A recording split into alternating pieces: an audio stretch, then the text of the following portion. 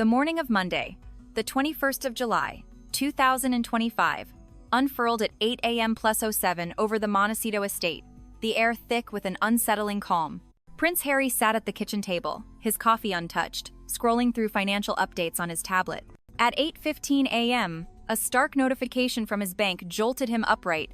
Account frozen royal decree. The screen flashed zero balances across all his account savings, investments, even the modest residuals from his memoir. At 8:20 a.m., a formal letter from Buckingham Palace arrived via email, its royal crest mocking him. Frozen fortune fury. Harry stunned by royal move. The royal family had seized every penny, citing breach of fiduciary trust linked to Meghan's recent scandals. Harry's world tilted, his breath catching as the gravity sank in. The drama erupted at 8:30 a.m., when the Times broke the story, detailing how King Charles III, with William's urging, had invoked an obscure royal statute to freeze Harry's assets estimated at $25 million effective midnight, the 20th of July, 2025. The move followed leaked emails suggesting Meghan had funneled funds into a failed crypto venture, dragging Harry's name into the mire. By 8:45 a.m., number Frozen Fortune trended globally, with 3 million views in minutes. Paparazzi swarmed the gates, drones buzzing overhead, capturing Harry's stunned expression through the windows. At 9 a.m., Meghan rushed in, her face pale. "This can't be happening," she gasped, but Harry's glare silenced her. At 9:15 a.m., a call from William confirmed the betrayal. "You've brought shame," he sneered. "The crown's protecting itself." The line cut, leaving Harry reeling. Palace sources, at 9:30 a.m., leaked Charles's rationale. Harry's reckless association with Meghan's schemes justified the freeze, with plans to redirect his funds to royal charities. At 9:45 a.m., creditors joined the chaos, demanding $12 million tied to Meghan's ventures, their threats echoing through the intercom. Harry, at 10 a.m., confronted Meghan. "Did you know this would happen?" he shouted. She denied it, tears welling, but her hesitation fueled his fury. "You've ruined us," he roared, the argument escalating until a vase shattered at 10:15 a.m. The media frenzy peaked at 10:30 a.m. when TMZ aired a clip of Harry pacing, phone pressed to his ear, begging a friend for help. Number Harry's ruin trended with 7 million views. At 11 a.m., a royal statement doubled down.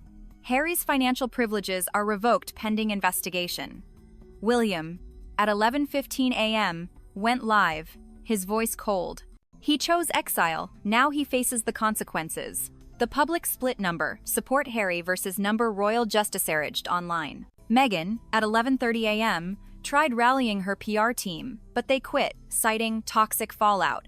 At noon, the estate's power flickered as unpaid bills triggered a cutoff, plunging them into semi-darkness. Harry's desperation grew at 12:15 p.m. when his pilot friend refused a loan, wary of royal backlash. At 12:30 p.m., Meghan found a hidden ledger in his study, revealing she'd diverted $5 million to an offshore account, sparking a new confrontation. "You hid this?" he yelled. She sobbed. "It was for our survival."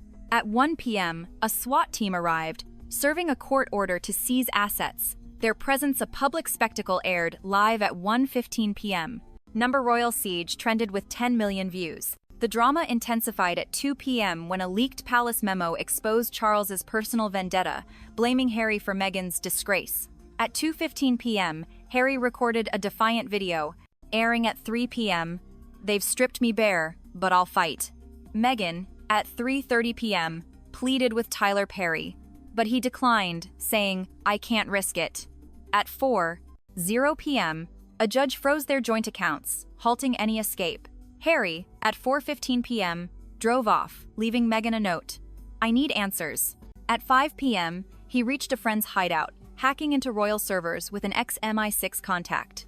At 5:30 p.m., he uncovered emails proving William orchestrated the freeze to force Harry's return, not just punish him. At 6 p.m., he called William, shouting, "You set me up!" William countered, "Prove your loyalty." The call ended in a tense stalemate. At 7 p.m., Meghan, alone, faced reporters, her voice breaking, "This is unfair," but the crowd jeered, number Meghan out trending at 7:15 p.m. The climax hit at 8 p.m. when Harry returned, evidence in hand. "William framed us," he told Meghan, their reunion fraught. At 8:30 p.m., they planned a counterstrike leaking the emails. At 9 p.m., the leak hit, number royal frame-up trending with 15 million views, forcing Charles to pause the freeze. At 10 p.m., a royal aide offered a truce. Reinstate funds if Harry testified against Meghan's ventures. On the 22nd of July at 9 a.m., Harry faced a dilemma. At 9:15 a.m., Meghan begged, "Don't abandon me." At 10 a.m., he testified, sparing her but admitting mismanagement, securing a partial thaw at 11 a.m. At noon, their home was spared, but trust was shattered. At 1 p.m., William called, offering a cold peace. At 2 p.m., they issued a joint statement. "We've survived, but the scars remain." The world watched, divided, as Harry's frozen fortune fury reshaped their fate.